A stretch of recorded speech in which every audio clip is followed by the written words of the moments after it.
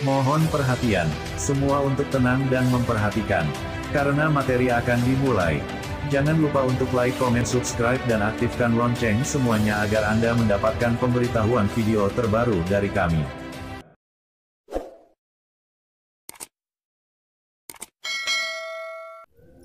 Assalamualaikum warahmatullahi wabarakatuh. Selamat pagi semua. Mudah-mudahan kalian semua dalam keadaan sehat ya. Pada pembelajaran daring hari ini, kita akan belajar mengenai norma dan keadilan. Untuk pembelajaran yang pertama, kita akan membahas mengenai hakikat norma. Apakah yang kalian ketahui tentang norma? Norma pada hakikatnya merupakan kaedah hidup yang memengaruhi tingkah laku manusia dalam hidup bermasyarakat. Norma juga dapat diartikan aturan atau ketentuan yang mengatur kehidupan warga masyarakat. Norma dipakai sebagai panduan, tatanan, dan pengendali tingkah laku. Ada berbagai macam jenis norma, yaitu 1. Norma kesusilaan, 2. Norma kesopanan, 3. Norma agama, 4. Norma hukum. Kita akan membahas norma yang pertama, yaitu norma kesusilaan. Norma kesusilaan yaitu peraturan hidup yang bersumber dari hati nurani manusia. Contohnya, tidak mengambil dompet seseorang yang terjatuh atau tertinggal. Jadi, misalkan kalian menemukan dompet yang terjatuh atau tertinggal, kalian tidak mengambilnya, tetapi kalian berusaha untuk mengembalikan ke yang memiliki dompet tersebut. Contoh yang lainnya yaitu tidak menyontek pada saat ulangan atau ujian. Jadi, apabila kalian pada saat ulangan atau ujian itu menyontek, kalian berarti telah melakukan suatu pelanggaran norma kesusilaan. Norma yang kedua adalah norma kesopanan, yaitu peraturan hidup yang bersumber dari pergaulan hidup manusia. Perhatikan dua orang anak yang sedang bersalaman dengan orang tua mereka. Gambar tersebut mencerminkan salah satu contoh norma kesopanan. Contoh yang lainnya adalah berkata sopan kepada orang tua. Ya, jadi kita harus berkata yang sopan kepada orang yang lebih tua dari kita. Yang kedua, menggunakan tangan kanan untuk menunjukkan sesuatu. Norma kesusilaan dan kesopanan itu merupakan dua jenis norma yang tidak tertulis. Artinya, aturan tersebut tidak tertulis, tetapi harus kita laksanakan dengan baik. Apabila norma-norma tersebut tidak kita laksanakan, kita akan mendapatkan sanksi.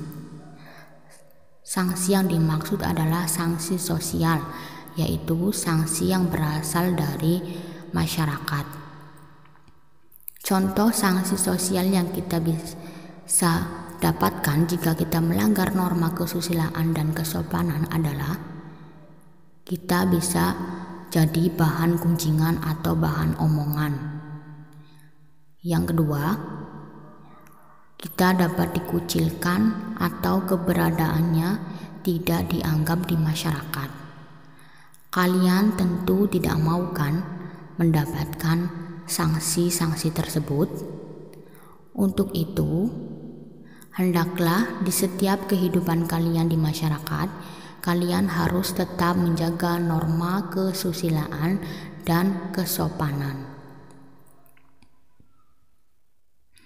Jenis norma yang ketiga adalah norma agama. Perhatikan gambar 5 orang yang sedang mengaji. Contoh tersebut merupakan contoh dari norma agama. Jadi, norma agama itu peraturan hidup yang bersumber dari wahyu Tuhan. Contohnya, melaksanakan ibadah sesuai dengan ajaran agama yang dianutnya. 2. Menjauhi larangan yang diperintahkan oleh Tuhan dalam kitab suci. Jadi, norma agama itu mengatur cara manusia beribadah dan larangan-larangan yang diperintahkan oleh Tuhan yang tertera dalam kitab suci agama tersebut.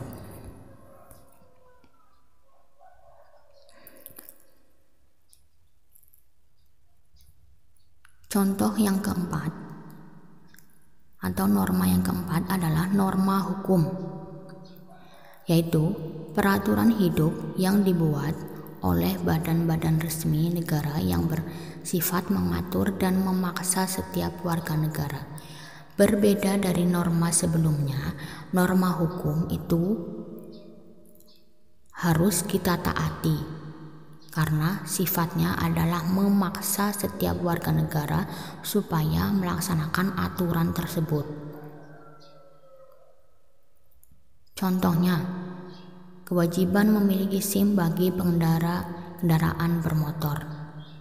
2. Menggunakan helm bagi kendaraan bermotor roda 2. 2 contoh tersebut merupakan contoh norma hukum. Apabila norma hukum ini kita langgar, pastinya kita akan mendapatkan sanksi hukum. Sanksinya bisa sanksi administrasi atau sanksi kurungan penjara. Kalian tentu tidak ingin mendapatkan sanksi-sanksi tersebut. Oleh karena itu, kalian wajib menaati norma hukum yang berlaku.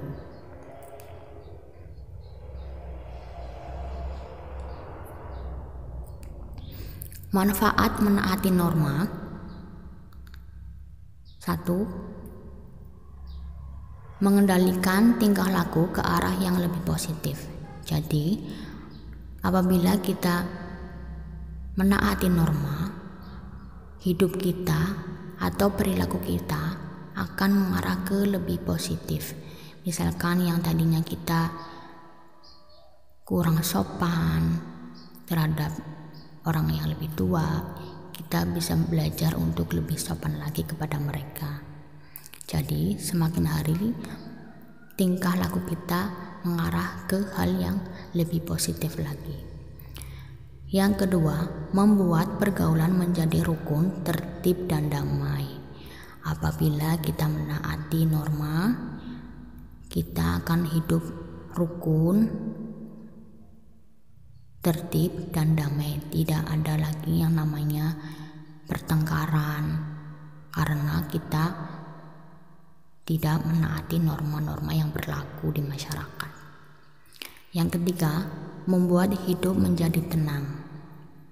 Pasti hidup kita akan lebih tenang karena kita akan terhindar dari sanksi-sanksi yang berlaku akibat dari pelanggaran-pelanggaran norma. Yang keempat, melatih kedisiplinan diri. Contohnya, memakai helm bagi kendaraan bermotor.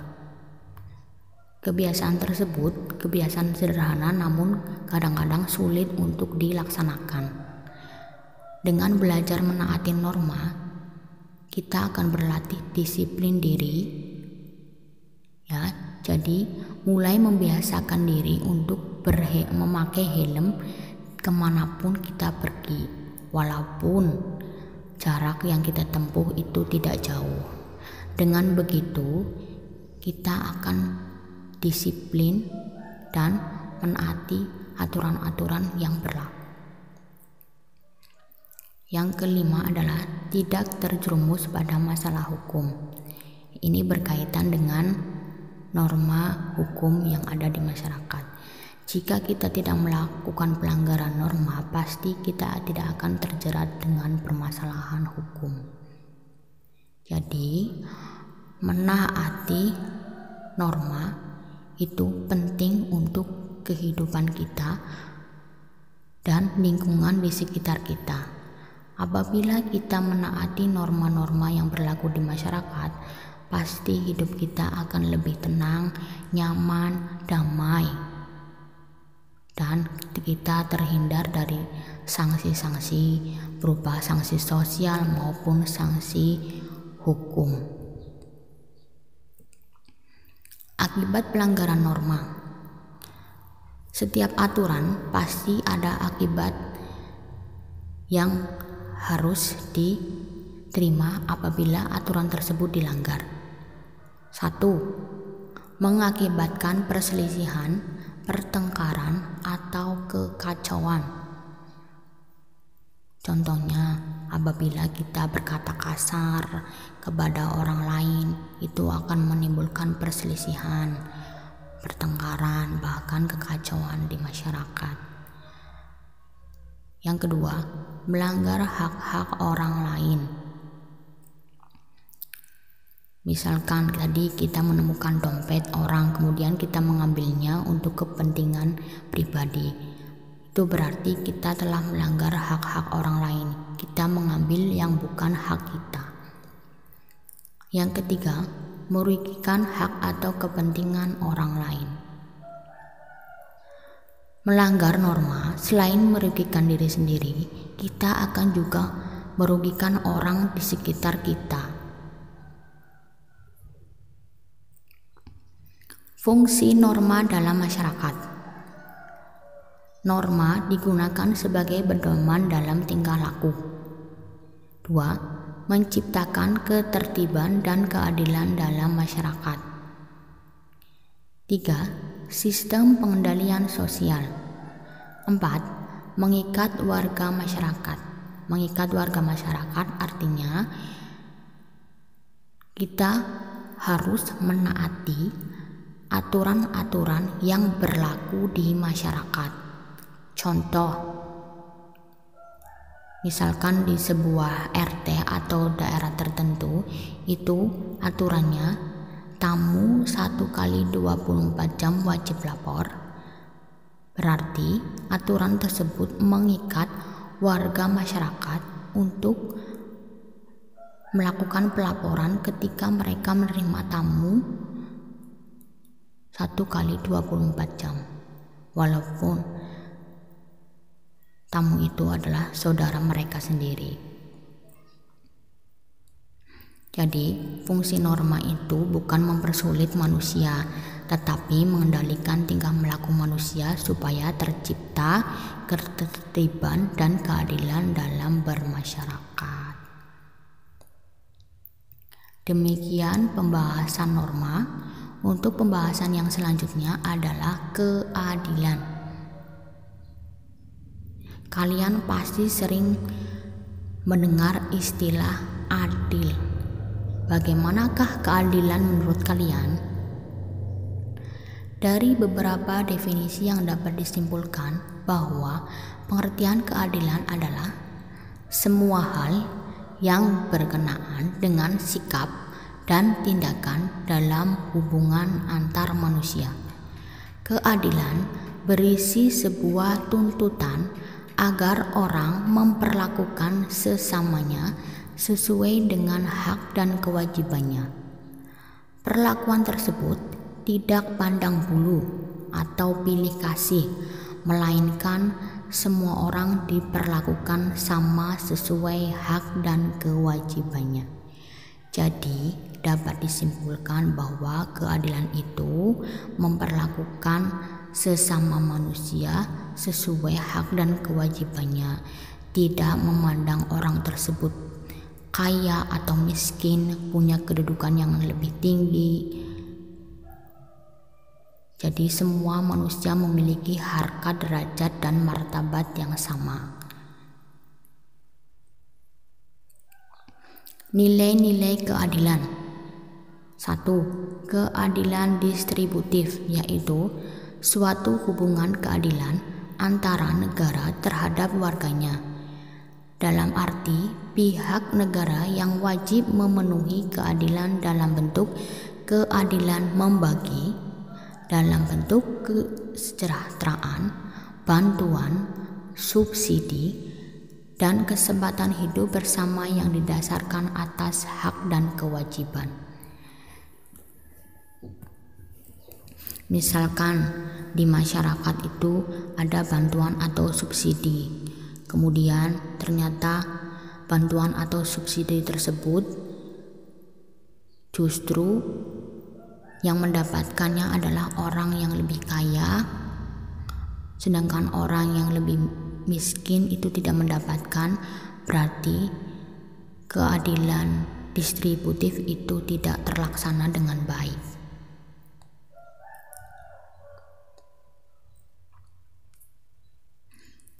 Yang kedua adalah keadilan legal, yaitu hubungan keadilan antara warga negara dalam negara dan pihak warga negara wajib memenuhi keadilan dalam bentuk menaati peraturan perundang-undangan yang berlaku. Ini berkaitan dengan aturan undang-undangan yang berlaku.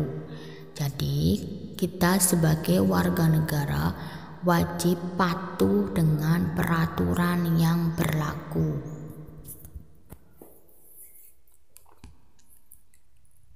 3. Keadilan komutatif, yaitu suatu hubungan keadilan antara warga satu dengan lainnya secara timbal balik. Ini berarti berkaitan dengan hubungan timbal balik antara warga yang satu dengan warga yang lainnya.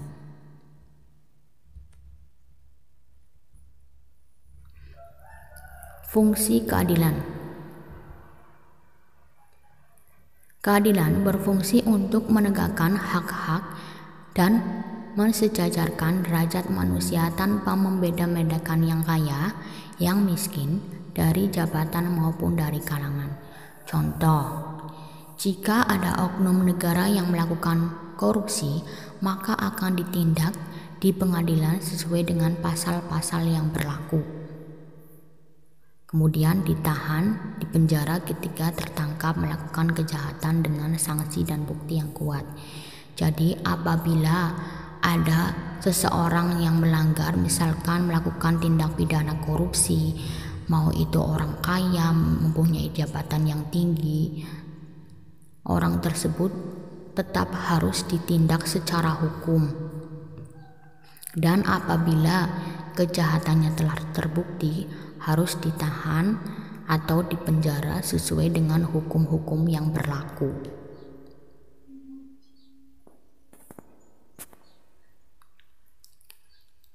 Demikian tadi penjelasan mengenai norma dan keadilan. Berikut ada tugas yang harus kalian kerjakan. 1. Jelaskan pengertian norma. 2. Sebutkan contoh norma kesopanan.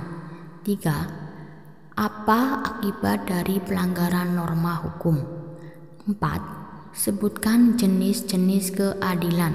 5. Jelaskan fungsi keadilan. Demikian yang dapat saya sampaikan. Mudah-mudahan kita dapat melaksanakan norma dan keadilan yang berlaku di masyarakat dengan sebaik-baiknya, supaya kita terhindar dari sanksi-sanksi, misalnya sanksi sosial dan sanksi hukum. Sekian yang dapat saya sampaikan, semoga bermanfaat. Wassalamualaikum warahmatullahi wabarakatuh.